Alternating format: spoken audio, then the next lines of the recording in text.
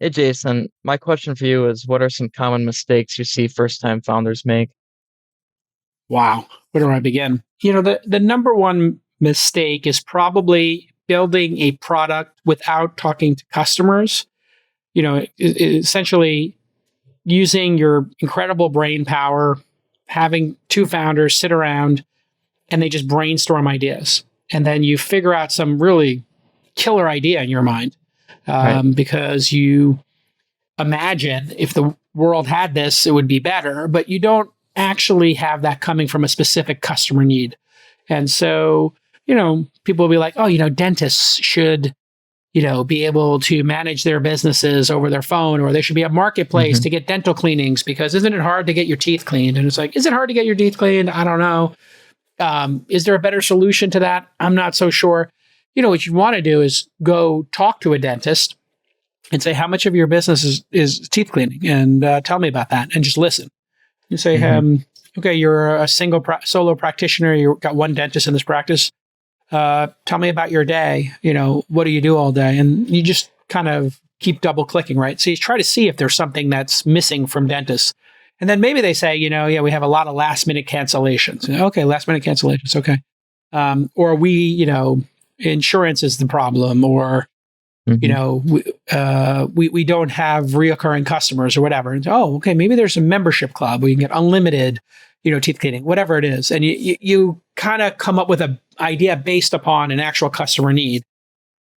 I think that's not talking to customers would be number one. Number two is I think people sometimes don't have skills. And so they build a team of idea people. What you really need in this kind of a business is to have a team of builders. And so the companies that go far tend to have three co-founders, sometimes two, sometimes four. And so I would say, Sam, you want to have, two or three co-founders in the team and have at least two of the three be actually building the product. So Right. you have a startup, I take it. SIF AI is your startup. Yep, we do. It's How many co-founders? just one other. He's a technical co-founder. He's a recent CS grad from Berkeley. Great. So there's two of you. Yep. And what do you do at the startup? You're the idea guy, you're the business guy, you're the sales guy, UX. Yeah, just about everything you said, UX, biz dev, sales, talking to customers. And part of the reason we asked that question is the first time we took a spin at our idea, we weren't talking to customers. We just kind of thought of the solution first and kind of in search of a problem, but How did that go? it didn't go well. We had to pivot our product quite a bit. We actually talked to Sunny Madra, your friend, and he kind Yeah. of guided us in the right direction into first speak to customers and come back to me and we'll talk about the idea. And so we gathered a lot of feedback, and now we think we're building a product that customers actually want. And now it's just about execution and kind of beating the competition. Yeah. Who are the customers you're going after? We're targeting, primarily startups and fast-growing companies, small businesses. I don't think we have our platform, not the technical capability to reach kind of the enterprise. They have a kind of a different set of So you want to go with requirements. emerging high growth companies. So, Right. Yeah. So we're doing 3-person companies, 10-person companies, something like that. yeah, we're doing AI-powered sourcing and interviewing for recruiters. And so Huh. the enterprises typically have a little bit different requirements, which like several integrations and kind of compliance needs that we're not quite there yet. But initially we have onboarded, quite a few beta customers, and we're kind of iterating the product still. But yeah, So we're how would really it work? excited. I send a link to a potential candidate and they talk to a chatbot, which asks them a series of questions. How would it work? Sort of. So we're kind of trying to do an entire pipeline of recruiting. So first of all, it's a sourcing tool for recruiters, right? So instead of using LinkedIn, which is what most recruiters do today, where they kind of just scroll through LinkedIn, doing all these Boolean filters to manually click and click. Now we can just use natural language, just like you do with ChatGPT, but it's pretty much like ChatGPT for people search.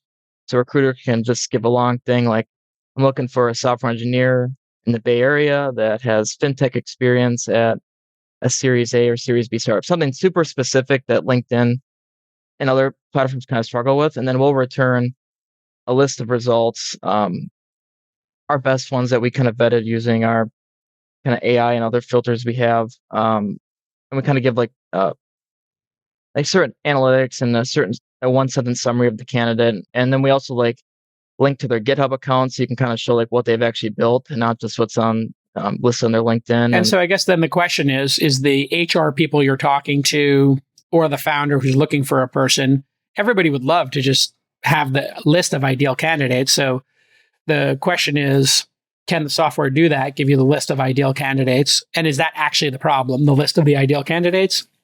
Or is it getting a meeting with them, or is it qualifying them? So what's the good part now is you could actually give the product to somebody, the people you talk to, and say, hey, remember we talked? Here's the product we built.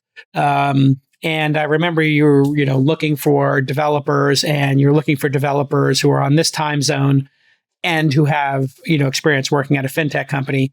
Here's the results we got. We did a combination of Crunchbase and LinkedIn, and we found these folks, and then we got their GitHubs automatically and put them in a table. What do you think? Then you can at least have the next conversation where the person says, okay, well, next I want to get a meeting with them. How would I do that? Oh, well, you have to send them an email, send them an email, whatever it is. So I think you've learned one of the first lessons of startups, which is you can't talk to customers too much.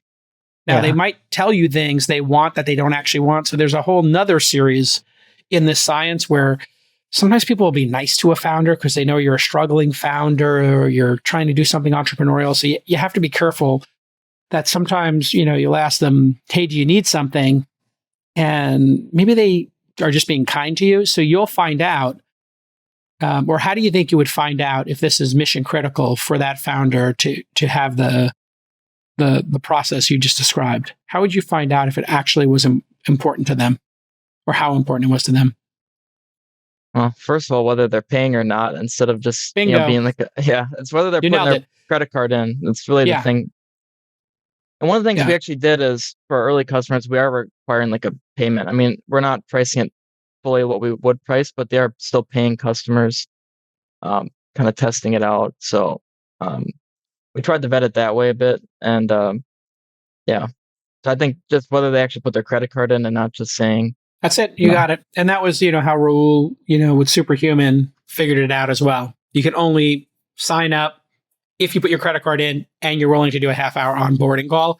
So he sort of challenged people, put up those roadblocks, and then you actually know if people really need a high-end email client that saves them an hour a day or, 10 hours a month, whatever it does for a person. So congratulations, well done, and keep grinding. We'll talk to you soon. Yeah, Appreciate of course. My pleasure.